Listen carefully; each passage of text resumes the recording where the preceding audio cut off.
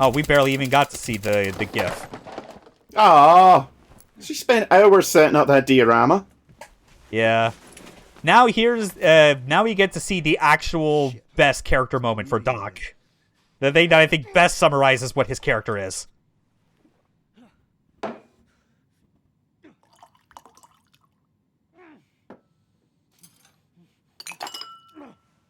There you go. I mean, it'll do in a pinch. Yeah. As long as he doesn't drink that one afterwards. But the fact that he needs to have the drink before he gets the tools ready. I mean, if I was going to be operating on one of my friends or someone that I was acquainted with, yeah, I'd probably want a stiff shot as well. Yeah. Also, we get some actual audible grunts out of Cortez, which begs the question, I guess, how much of, like, is him being mute a voluntary thing or something? Check the flash drive. Because I would think if he was 100% mute, that would have to mean that, like, his vocal cords are no longer existent. Honestly, I don't know enough to be able to say yay or nay one direction or another. Yeah.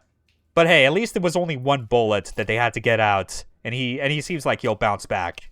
Yeah. Cortez is cool. Probably because he doesn't have to speak, which means he doesn't get saddled with a bad voice actor. Or dialogue. Yeah. I mean, even his dialogue, cheesy as it is, it's still fine. Plus, he's got that neck snap. Yeah. Checking up on our text. Kath is telling us to get the fuck out. That's not at all concerning. I mean, after all, we only did... Leave. I mean, because, what all have we done this week? I mean, we have, failed to stop a unknown strike force from completely fucking up Dower Synthetics, because we did the other part of fucking it up for them. We massacred a bunch of not synthetics in Kowloon Park, and we shot up a club, which admittedly was having an illegal drug party, but still, a lot of casualties. Yep, strictly speaking, I think we've done 3 terrorisms this week alone. Yes. Out of 4 missions. Yeah, and then missions 4 and 5 are just going to be the... the first 3 missions were the fuck around part, and we're about to get into the find out. I love sewing. 5 minutes later. What the fuck? This sucks. Yeah, there we go. Little summary of just what went down at the at the Death Panther. Which, pretty solid name for a club. Yep, I feel like they're going for a spearmint rhino or chocolate asparagus kind of thing there. I mean, those that may or like may jokes. Not be the name of a club. I don't know for certain. I don't leave the house. I mean, I would believe it. What do you mean, go home? That's right. I came here relying on you. I'm sorry, but please come back tomorrow. Just like that, without a reason. It's literally daytime, and they're telling everyone to go home. Like, it's Please not leave. just for I'm us. exceptionally English. Yeah. Again, the Hong Kong Police Department is like very British. it is way too concerning how many of those accents are there. But then again, it's like with how bad World War X had to have been, like so many people being all displaced and relocated to different parts of the world, that it's like I think any sense of like actual nationality in a given place is like almost dead. Yeah, if it was literally the war of all against all, like they kind of suggest it is, then imagine there were a lot of soldiers at the end of it who were just like, okay, I could go home to the smoldering pit that my house has become, or I could stay in this country, which is reasonably in better condition. Yeah. Locked up since the early days of the war, so like she was even then still doing some probably even worse shit than the rest of us. Yeah, just that no one caught her doing it. Yeah. Well, I mean, again, it was a cellmate, not just a cellmate, but a woman that Herzog was scared of. I mean, she put up a pretty good fight, so I'm gonna say fair. Emma Lautner. I want you to keep that name in mind. Is Taylor gonna make an appearance? I don't even know what kind of response to like make to kind of follow up that joke. I am so lost on that. Taylor Lerner was one of the actors in Twilight. Literally one of the few things I know about that shit pile. Give me my space runaway toy, fuckers. That was just to show that. That was just to show that I did the crane game one last time to top off on the collection and get however many more SP that I could before going into the next mission. Because once we do, it is non-stop action from here to the end of the game because this place is no longer going to be our home. Just one last time to appreciate our model collection. Oh, okay, it's a noodle paw. For a second there, I was like, one of those, was that Master Shake in there?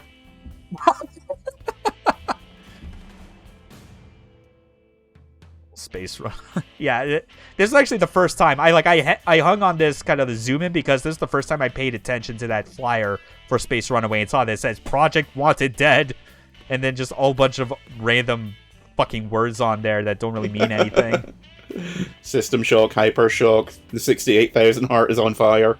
Wait, what? Yes, yeah, visual shock, speed shock, sound shock. Yeah, we just got. Oh man, that would have been a hell of a poll and like make me respect a 110 even more if they just threw in an Alien Soldier reference. Like genuinely kind of surprised they didn't do that. Your eyes are green. So? You seriously want to drag her with us? She's gonna get blasted when they get here. They're already here. Engel has come to collect. And we still have unfinished business regarding this whole synthetic shit, so we're taking October with us. I really hope Vivienne evacuated the cats before this kicked off. It was probably like a heartfelt kind of departure scene, like when Pen left Evangelion. One of the saddest moments of the show. I cry Everton. But yes, the hub that we have been so familiar with for the past over the past few missions, we now have to fight through it. This at least is a cool idea and a way to reuse assets for something like this, where your home is no longer safe. Get the fuck out. I mean, considering the size of the building, like, this is a clever reuse of assets. I'm not gonna call them out for it. Yeah, especially when this police department, like this building, takes its cues from the RPD, where it was actually repurposed from a museum. Yeah. See, it makes me think of a movie that came out a year or two ago, Malignant. It sounds familiar. Yeah, it has, like, for the first 2/3 of it, you're thinking, oh, okay, this is just going to be, like, Conjuring, Insidious, The Boy, you know, those kind of same old kind of Blumhouse kind of horror movies. And then the last third is a huge love letter to 80s over-the-top gory horror movies. And it features a massive, ridiculously gory fight scene involving the main antagonist and the cops. And it just turns into like a Brian Yuzna movie for 5 minutes, and it is glorious. That sounds insane. Yeah, like, up until that point, I was ready to just give up on it, but everyone had said, no, you need to watch the last half hour because it makes up for everything, and oh god, did it. But yeah, so with it would not surprise me if this kind of was influenced by it in some small way. I mean with like the kind of trashiness that it likes to indulge in and not really caring about whether it makes sense, I could see that. Yeah. But as it stands, you know, Engel is attacking us in full force. We got their goons, but we also got plenty of like their swordsman enemies attacking us, which, you know, later on will actually include the ninjas. Oh boy. So, not done with them, are we? Nope. Like, we had a pretty sizable break since the two that we fought at Dower Synthetics, but I think that goes to show that at this point, you know, if they're willing to show up along with these guys, that, yeah, they clearly had to have been involved with fucking up Dower Synthetics to make it so that they had to go bankrupt thus making the police department lose their current contract, and then Continental Standards can give the contract to this security consulting firm. I'm not going to lie, that's actually some pretty clever foreshadowing if it was done on purpose. Yeah. I mean, they did also have to go as far as to, you know, make sure that the strike team they sent basically had no, like, identifiable features. Like, the fact that they did not show up on any official government records, be it, like, fingerprints, retina scans, no testicle prints. Despite leaving them on every surface, what's up with that? Yeah. Makes you think as well, like, like, how much of this world is simply, like, repurposing humans that got nothing else in their lives or anywhere else to go? I mean, that is, like, you know, end-stage capitalism in a nutshell. You know, like, taking human resources to its most literal endpoint. I mean, that's effectively the subplot that could go in, or like, the premise that could go in any Cruelty Squad mission. Cruelty Squad, Blade Runner, that's just off the top of my head. I'm sure there's like a dozen that someone's screaming. Like, imagine if the replicants from Blade Runner were actually just, you know, like, the humans that were born and got, like, massive amounts of surgery to change who they were. That's basically what the synths are here. Yeah. You know?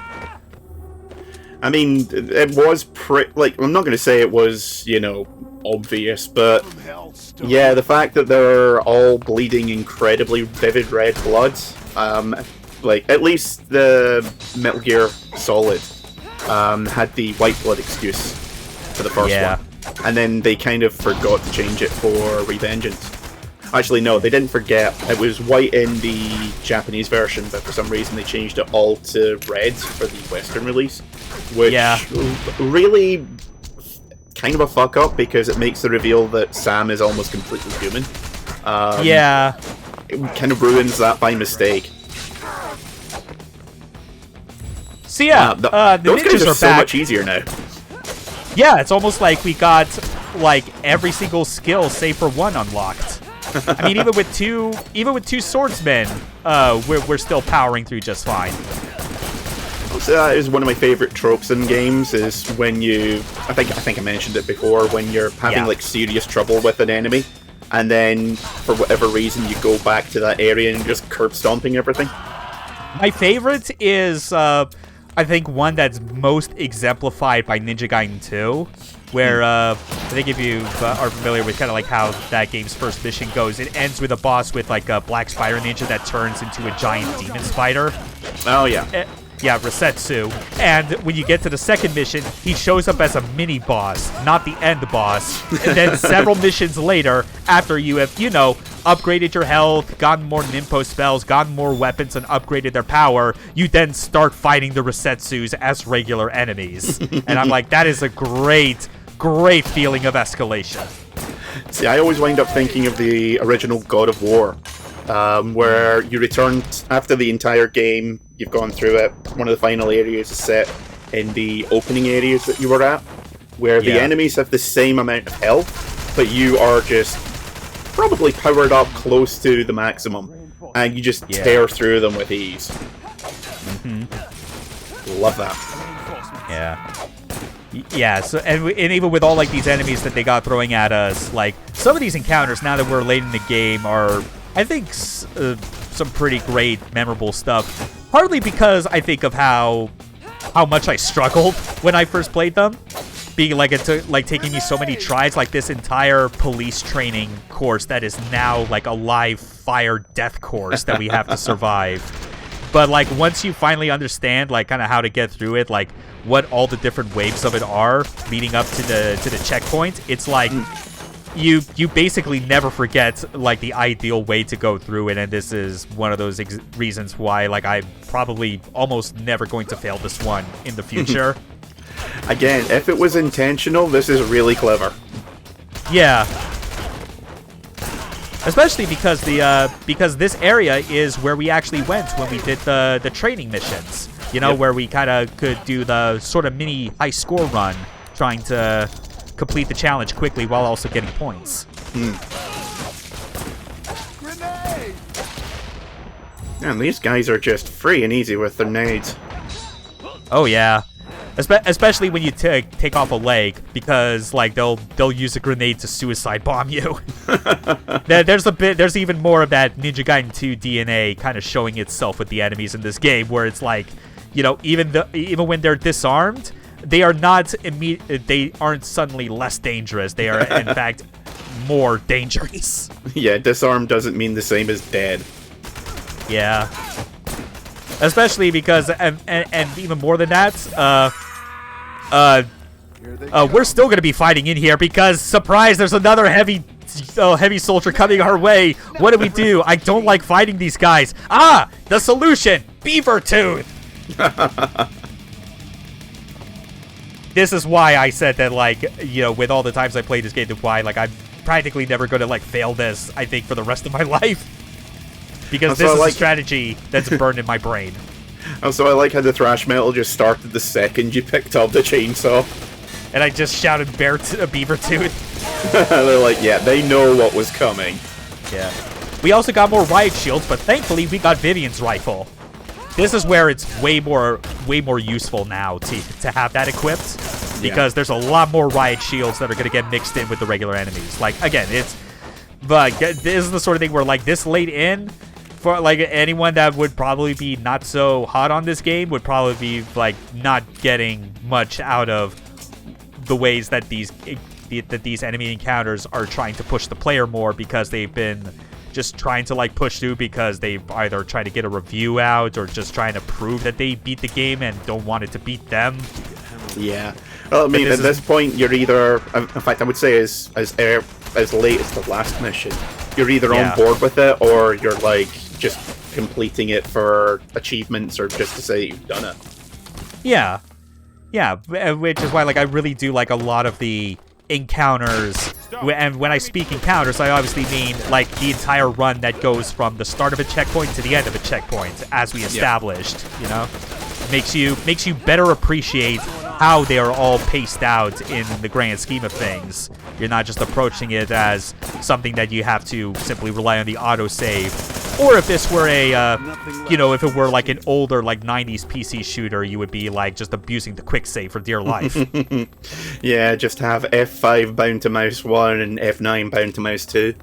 Yeah, it's like, it's the sort of thing where like when you actually get good at something like and actually care about succeeding in like playing Doom, like either the official games or like any of the WADs, that like once you get into the idea of, okay, maybe I should try playing a level start to finish, you know, not relying on like mid-level saves or quick saves, and it makes you better appreciate like what sort of craft goes into crafting even one of those levels in a WAD.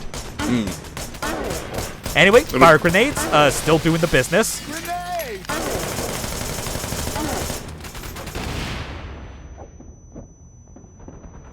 Yeah. And it's like, I know we've still got like one major chapter to do, but this really feels like your final exam. Oh yeah, it's the final exam, and mission 5 is the extra credit. Basically. I mean, even then, there is like the final proper encounter. I'd say like prior to like the end bosses for like the final mission is definitely like the one that like I think it's as close as it gets to feeling like a proper final exam question, as far as like how do you want it dead. And then it's like you surviving to the end is the answer. Yeah. But it feels good when you manage to survive it. Yeah. I mean, for a lot of games, they never really do the sort of final exam kind of big challenge, which can be frustrating because the game's been teaching you all these cool skills and making you put them together, and it never really all ties everything together in a nice bow. Yeah, I think and I say that like it gets about as close as it does with like that last encounter when you see it, mostly because of, I think it's like it's still missing like a key enemy type to mix in with it, but they mix in like some other ones at the same time in ways that make it that it's like, okay, you're still needing to think about how you are going to approach this room. Yeah. And based on how many stim packs you use, how badly is this going to affect your performance in the next room? I mean, like, look at this. We got so many swordsmen coming out of the woodwork already. Like they are not messing around at this point in the game.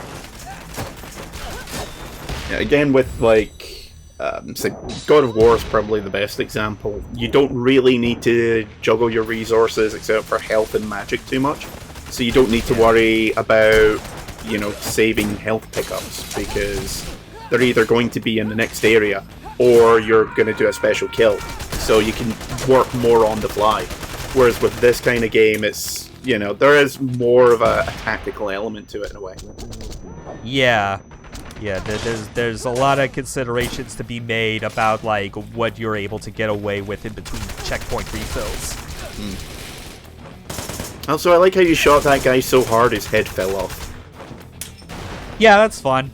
It's still not as fun as the one time in Devil's Third where I was just rapid shot chaining headshots and then, like, the auto aim was, like, still tracking the head that shot from the head. Just a lazy arc as it goes down to the ground. It's like, he's dead, Jim. I mean, again, like, that's the sort of thing where, you know, it's a weird, janky thing, but as long as it, like, gives you, like, some positive emotional value, it's worth it. Well, I mean, jank, yes, you know, by default is something that isn't supposed to happen, but you get stuff like that and it's incredibly charming. It's the stuff that you remember. Definitely. Like, I don't think anyone would remember Stalker if it was half as incompetent as the initial release was. Yeah. Yeah, same definitely applies as well for a lot of other slapjank. Yeah. Like, it's the rough edges that stick in your memory. Yeah, it's basically the calling card for the games that come out of that part of the world. You know, jank as hell, but they're not lacking in ambition. Yeah. It reminds... I think I've probably mentioned this before as well, but it reminds me of Roger Ebert when he was talking about Freddy Got Fingered.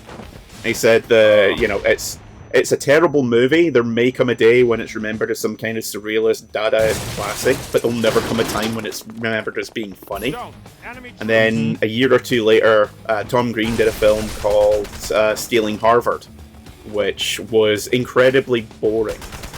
And Ebert, in his review of that, said, you know, like, watching this made me think of Freddy Got Fingered. Like, it was a bad movie, but it was a memorable movie. I will not remember anything about this film the second I'm done finished with this review. Yeah.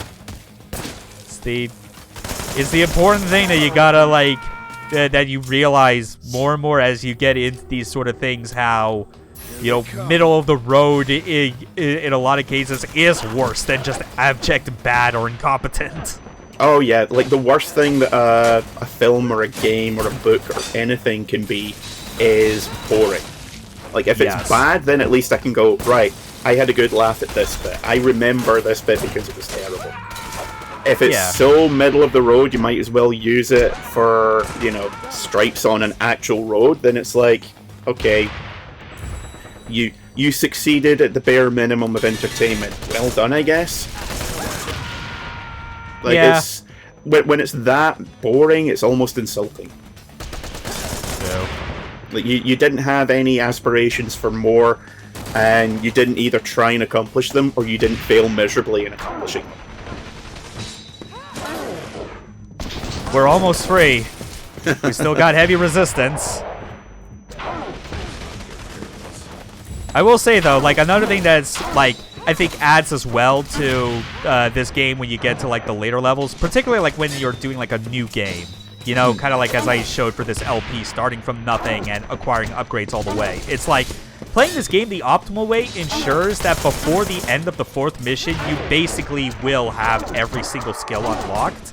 So, the need to play this game in such a way that you're maximizing on getting melee kills or, like, finishing moves on enemies becomes less of a priority when you're at this stage of the game.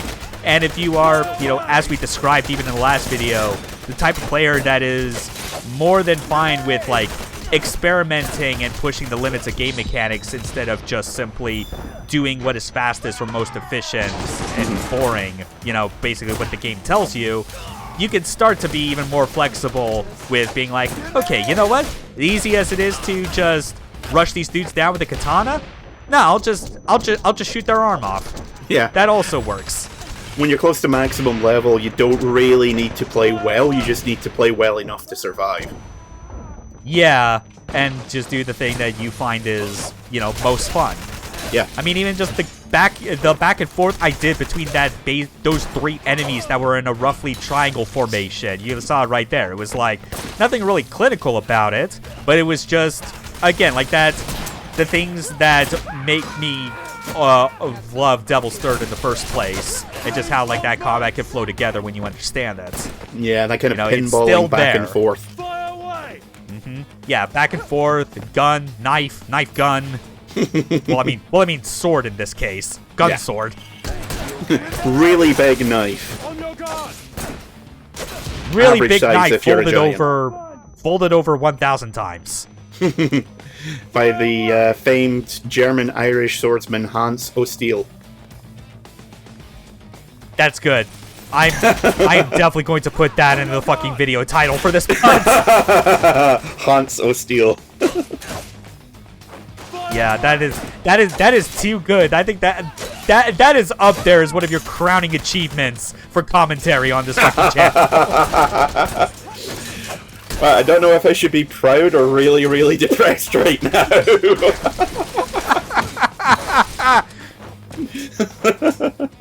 Oh Also, man, we that laughed was the so worst hard. knife party We you've laughed ever so walked hard. into. Hana just died. Oh, but she's back. But that's fine because it also gave us an opportunity to show off, like the adrenaline refill that came from getting revived by Doc, and we just effortlessly took down these swordsmen. Which, by the way, here's a nice detail. That like a little connection that I made that again is something that you'd only know if you were like a big old school Ninja Gaiden fan like me and Team Ninja in general, since people that made those games went to make this. But the colors of like the sword focused enemies that we have been fighting, obviously we fought the ninjas, they're black colored, but we've been fighting against these sword focused enemies and they have like brown and white color schemes. If you remember from Ninja Gaiden 1, especially like in chapter 1, like with how it starts when you're doing that ninja training ground, there are the lowest, like the bottom rung ninjas that have the brown garb, and then there are the white garb ninjas that are one tier directly above that. And then one tier above that are the ninjas that are in actual black, because they're the Black Spider Clan and they are the most dangerous. Yeah. This game kind of follows that similar template where it's like there's a clear delineation of like rank and importance for the two swordsmen, but the ninja are going to outstrip them both every time. Detective Stone, this time you won't be saved by the bell. Sorry. God damn it. Also, So why this does, is Mr. Holiday. why does The he guy look that... like an evil Tom Cruise? Like, what Oh is my it? god, yes he does. Right? Like, late 90s, early 2000s Tom Cruise. But with a big scar on his face. And he's got twins. Yeah. Also, I know, evil Tom Cruise, kind of a tautology. Yeah. But yeah, it's the sort of thing where, yeah, Mr. Holiday, the guy that's early on in the game, Captain Simmons referred to as Dower Jr. Basically, a guy that's like kind of meant to be like I think actually supposed to be like the CEO currently. His whole deal is that like he is seen like doing important business and often shows up in places where people don't expect him to because they think it's like they last hear that he is somewhere else in town that would have been way too far away for him to show up. The reason for that is he's got a body double. See, there's a couple of stories that I can think of in which that exact thing happens, but it's a major twist, so I'm not going to say anything. All right, fair. That said, though, Mr. Holiday has by far, I think, like the crowning achievement for worst fucking voice actor in this entire game, which says a lot. Because if you read it, you see his lines, and if you try and pay attention to how he's delivering them, he is not voice acting, he is line reading. In the strictest sense. It is that bad. that is one of my pet hates for a lot of games and TV shows, is that a lot of people don't understand that reading the line isn't the same as acting. Yeah. So you just wind up with like a really perfunctory kind of just really flat, boring, lifeless dialogue. Yeah. That was actually kind of a cool clash that you saw there, where it's like, I managed to put it to a stun state, but we traded blows. like bad voice acting aside, this is definitely like another solid fight. Like all the fights from like the humanoid boss fights from Kolchak onwards are definitely like ones that do a good job of exemplifying like the reckless playstyle that you want to engage with. You know, definitely not something like how I described with August, where you kind of have to play it safe until you get to his final phase when he finally throws away the gun. Yeah, also, it's good that they aren't going, like, basically forcing you to take every boss out at gunpoint, like it is actual melee combat. Yeah, melee with guns in close combat, just how you want to do it in a way that's stylish and cool. I know, pork is not that easy to come by. So we're using children. I mean, a lot of meat these days is still pretty expensive all the same. I mean, that's why I go for... I mean, if I'm gonna, like, deep fry a piece of meat to, like, make some katsu, it's gonna be chicken. Yeah. Anyway, we got fan mail. Dear Vivienne, my name is Gunther, and I'm death row inmate B2155 at the Zakatsky Island Maximum Security Prison. I've been a lifer after the war, but when I stabbed the warden with a makeshift stiletto, they decided to give my stay a free upgrade. If you actually look at the paper, you can see the bits where he's clearly made a mistake and scrubbed it out and then carried on writing. That's actually quite cool. When I close my eyes and fall asleep, But she's doing a pretty good job at, like, reading it for the camera all the same. And juicy chicken salad.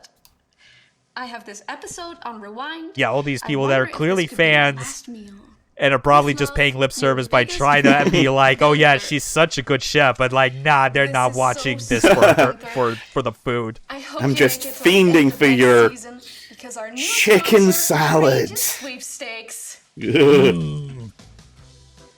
I could really go for some breasts. Everything is hotter in Russia.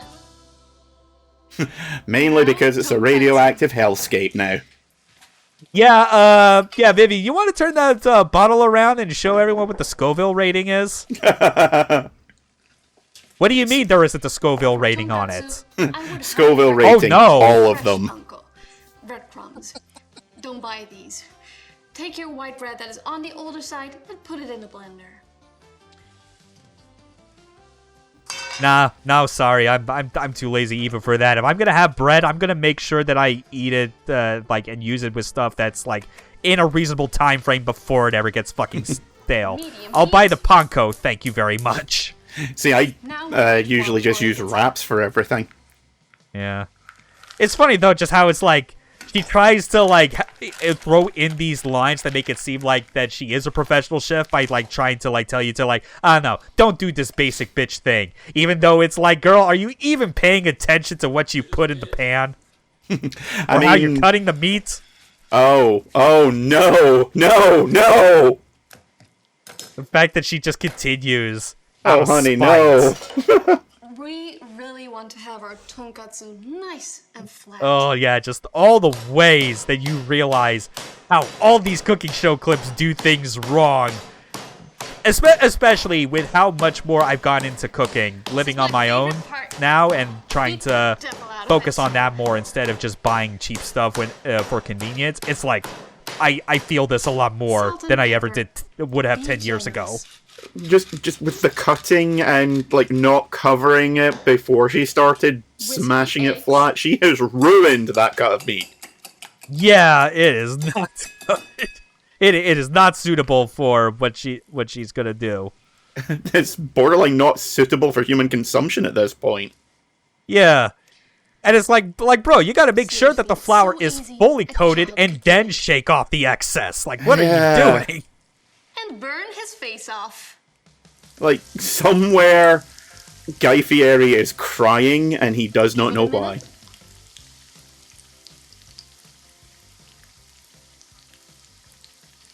Waiting. And flip it. That was barely singed on the fucking bottom. You saw it. That's paler than I am. Okay, I'm just gonna be. Look, Gunther. Yeah, look. Yeah, there we fucking go. You should try the egg you bake inside an avocado and think it over one more time. Oh, you even see the boom mic. God, all we're missing is a dummy falling out a window, and this will be the best B movie ever. Oh yeah. Someone could compile all this into Dry off the oil. basically down convert it to be on a VHS and mail it into Wisconsin. Let those red light media guys put a best of the worst spotlight on this. Don't give them any context where this is from. Sorry, we don't There accept is a lot of Dadaist cooking going on, nonsense. even if you're not cooking. This is not me making this up. This is science.